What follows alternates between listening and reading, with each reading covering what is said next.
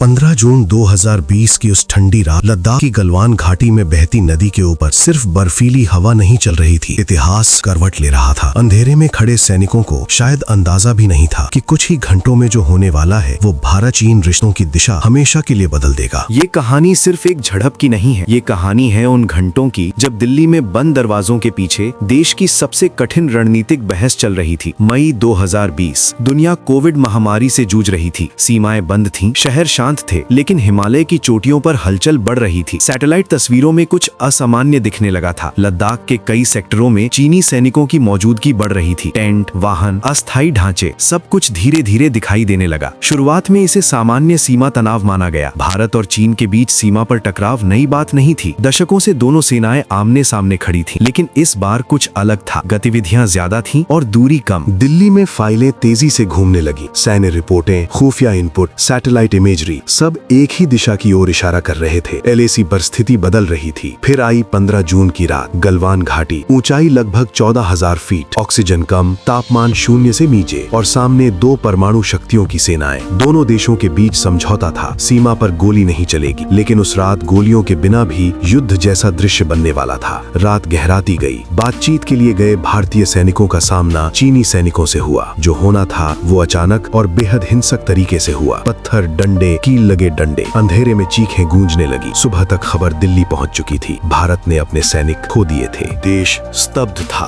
दशकों बाद सीमा पर इतने सैनिकों की शहादत हुई थी और यही वो क्षण था जब कहानी का सबसे महत्वपूर्ण अध्याय शुरू हुआ। दिल्ली के उस कमरे में जहां फैसला होना था कि आगे क्या होगा। प्रधानमंत्री आवास। रात गहरी थी लेकिन अंदर रोशनी जल रही थी। सेना के शीर्ष अधिकारी, राष्ट्रीय सुरक्षा से जुड़े सलाहकार, विदेश नीति के विशेषज्ञ सब एक टेबल पर बैठे थे। सामने नक्शे थे, लाल और नीली रेखाएं, और हर रेखा के पीछे संभावित युद्ध की छाया थी। कमरे में पहला सवाल यही था, अब क्या? एक तरफ भावनाएं थीं, देश गुस्से में था, जवाब की मांग कर रहा था। सोशल मीडिया, टीवी, हर जगह एक ही आवाज, जवाब दो। दूसरी तरफ हकीकत थी। सामने चीन था, दुनिया की दूसरी सबसे बड़ी सेना, परमाणु शक्ति, आर्थिक महाशक्ति। किसी भी कदम का असर सिर्फ सीमा तक सीमित नहीं रहने वाला था। पहली रणनीति थी तुरंत सैन्य जवाब, सीमा पर दबाव बढ़ाना, ताकत दिखाना। कुछ अधिकारियों का मानना था कि अगर अभी जवाब नहीं दिया गया तो संदेश गलत जाएगा। लेकिन दूसरी आवाज भी उतनी ही मजबूत थी। ये सिर्फ सीमित झड़प नहीं थी, ये 2 परमाणु देशों का टकराव था। एक गलत कदम और स्थिति नियंत्रण से बाहर जा सकती थी। बहस गहराती गई। नक्शों पर उंगलियां चल रही थी। ऊंचाइयां, दर्रे, सप्लाई रूट्स, एयरबेस, हर चीज पर चर्चा हो रही थी। हिमालय सिर्फ पहाड़ नहीं थे, वे रणनीतिक पहेली थे। एक सवाल बार बार उठ रहा था, क्या ये स्थानीय घटना थी या एक बड़ी रणनीति का हिस्सा? खुफिया रिपोर्टें कह रही थी कि चीन कई सेक्टरों में अपनी स्थिति मजबूत कर रहा है। सड़कें, इंफ्रास्ट्रक्चर, सैनिकों की संख्या, सब बढ़ रहा था। ये सिर्फ एक रात की झड़प नहीं लग रही थी। कमरे में सन्नाटा छा जाता था। जब भी ये संभावना उठती, अगर स्थिति बढ़ी तो क्या भारत 2 मोर्चों के लिए तैयार था? पश्चिम में पाकिस्तान, उत्तर में चीन। इतिहास में ये डर कई बार सामने आया था, लेकिन अब ये कल्पना नहीं, संभावना थी। फिर चर्चा वैश्विक राजनीति पर गई। दुनिया कोविड से जूझ रही थी। अमेरिका और चीन के बीच तनाव बढ़ रहा था। वैश्विक शक्ति संतुलन बदल रहा था। क्या ये सही समय था टकराव का या गलत समय? कूटनीतिक विकल्प सामने रखे गए, बातचीत, दबाव, अंतर्राष्ट्रीय समर्थन। लेकिन सवाल था, क्या बातचीत से जमीन पर स्थिति बदली? घंटों बीतते गए, रात सुबह में बदलने लगी। एक निर्णय साफ हो चुका था, स्थिति को हल्के में नहीं लिया जा सकता। सेना को पूरी तैयारी करनी होगी। और फिर शुरू हुआ एक शांत लेकिन विशाल सैन्य मूवमेंट। हजारों सैनिकों की तैनाती, टैंक्स, तोपें, missile system, air force base alert पर, हाईवे पर रात भर चलती सैन्य गाड़ियां, पहाड़ों की ओर बढ़ते काफिले। देश को बहुत कम जानकारी थी कि हिमालय की चोटियों पर क्या बदल रहा है। लद्दाख में तापमान -30 तक गिरता है, लेकिन सैनिकों की संख्या बढ़ती जा रही।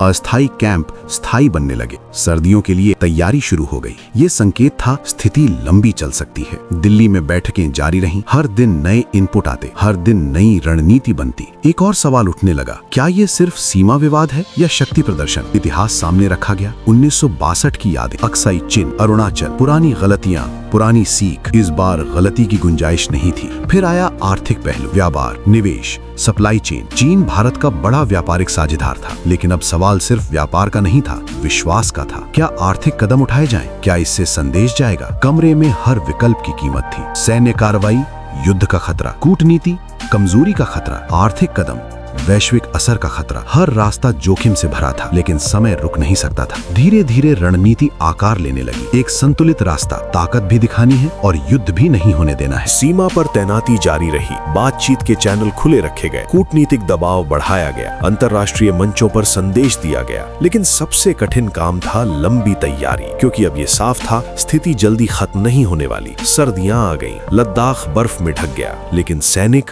वहीं रहे। दोनों तरफ पहाड़ गवाह बन गए एक नए स्टैंड ऑफ के। दिल्ली में बैठकों का सिलसिला जारी रहा। हर कदम सोच समझ कर उठाया जा रहा था, हर फैसला भविष्य को ध्यान में रख कर लिया जा रहा था, क्योंकि ये सिर्फ एक सीमा विवाद नहीं था, ये शक्ति संतुलन की कहानी थी, विश्वास और अविश्वास की कहानी थी, और एक नए युग की शुरुआत थी। कभी कभी इतिहास युद्ध से नहीं, युद्ध को रोकने के फैसलों से लिखा जाता है। और उस रात उस कमरे में जो बहस हुई, उसने आने वाले वर्षों की दिशा तय कर दी। हिमालय आज भी खामोश खड़ा है, नदी आज भी बह रही है, सीमा आज भी वही है। लेकिन उस रात के बाद सब कुछ पहले जैसा नहीं रहा, क्योंकि कुछ फैसले बंद कमरों में होते हैं और उनका असर पूरी दुनिया महसूस करती है।